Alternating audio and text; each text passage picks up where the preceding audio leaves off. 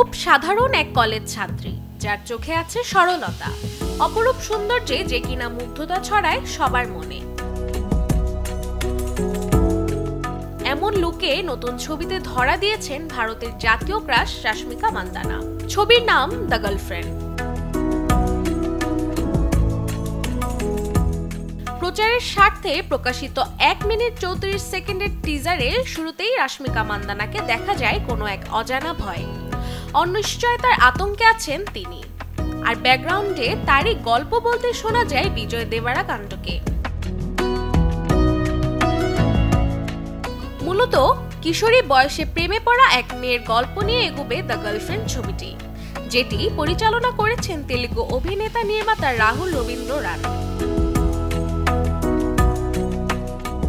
সিনেমায় প্রধান চরিত্রে আছেন রাশমিকা মান্দানা, বিপরীতে অভিনয় করছেন দীক্ষিত শেট্টি।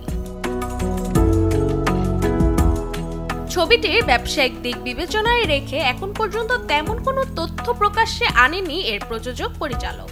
তবে জানা গেছে খুব শীঘ্রই প্রেক্ষাগৃহে মুক্তি পাবে রাশমিকা মান্দানা অভিনীত থ্রিলার প্রেমের গল্পের সিনেমা দ্য গার্লফ্রেন্ড।